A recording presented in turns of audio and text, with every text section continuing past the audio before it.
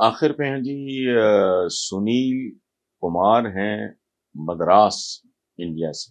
وہ کہتے ہیں جی ایک پاکستانی خاتون سیاستدان کی ویڈیو دیکھی جس میں وہ کہہ رہی تھی کہ ہم نے ہندو اور انگریز سے صرف نمازیں پڑھنے یا قربانی کا گوشت کھانے کے لیے پاکستان آزاد نہیں کروایا تھا. تو میرا آپ سے سوال یہ ہے کہ آزادی جیسی نعمت سے پاکستانیوں نے بطور قوم 76 سال میں کیا فائدہ حاصل کیا؟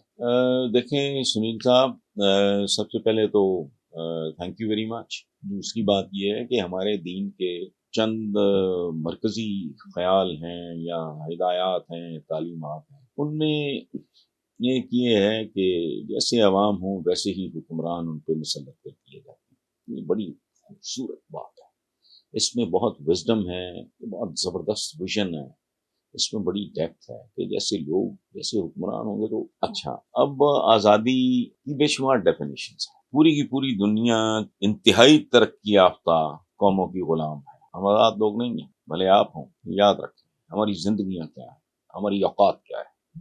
ہم سب کانٹیننٹ کے لوگ. غالب جیسے جینیس نے پہلی بار ماچس دیکھی پاگل ہو گیا. اس نے کہا یہ کیسی قوم آئی ہے جو جیب میں آگ لے کے پھرتی، کیونکہ ہمارے یہاں ماچس نہیں تھی. ہینڈ پمپ لگا، انہوں نے لگایا تو بمبا ہے، یہ نام رکھا گیا.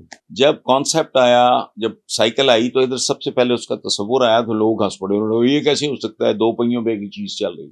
اوقات.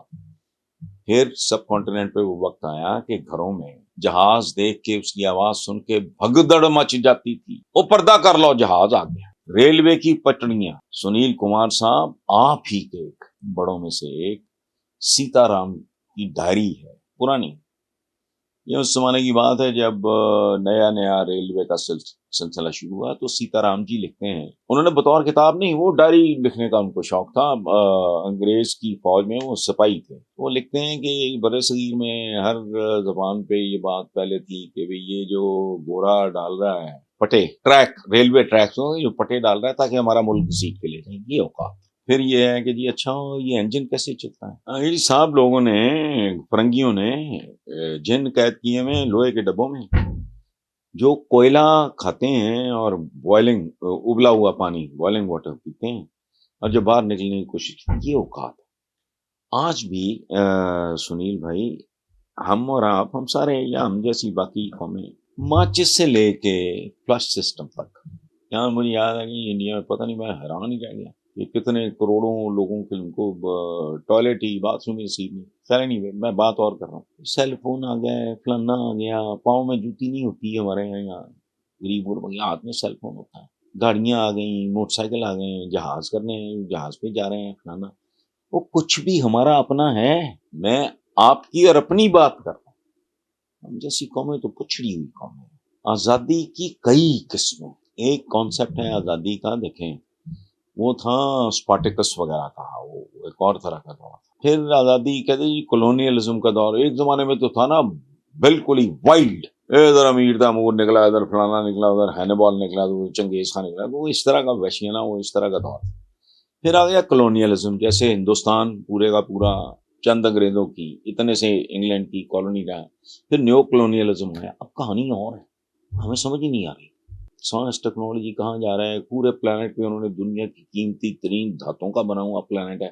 وہ خلا میں وہ ٹماٹر اگا رہے ہیں، پہلی کراپ بھی آ گئی ہے. یہ غلامی کی بدترین قسم ہے. میں نہیں جانتا، میں 3 دفعہ گیا ہوں انڈیا. پرانی بات ہے، اب تو کئی سال ہو گئے. اللہ کرے حالات کبھی ٹھیک ہو جائیں تو میں تو ہر 6 مہینے بعد جایا کروں. اپنے بچوں کے لباس دیکھیں. ہمارے ہاں جو متمول ایفلوئنٹ یا مڈل کلاس اینڈ ابو، ان کے کھانے دیکھیں. میں اپنی بات میں کر رہا ہوں، میں اعتراف کر رہا ہوں آپ کے سامنے. وہ لگتے ہی نہیں کہ اس دھرتی کے بچے ہیں.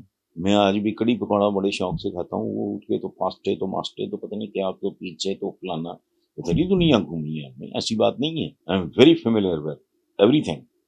بٹ ان کے لباس ہی اور ہیں، کٹی پھٹی جینیں پہنی ہوئی. آپ کی میں موویز دیکھتا ہوں، یہ ہماری جنریشنز ہیں. صحیح بتائیں سنیل صاحب، یہ ہماری سے مراد سب کانٹیننٹ کے ہمارے پرکھوں کی کوئی اقسام میں کخ بھی نہیں. جاگر، میں اچھائی برائی کی بات نہیں کر رہا. ہمارے تو جوتے اپنے نہیں رہ گئے. کپڑے سلدر اور ٹویوٹا کی مشینوں پہ بنے ہوئے ڈیزائنرز فلانے کمپلیکس سے مرے ہوئے لوگ، یا بھوک مرتے لوگ.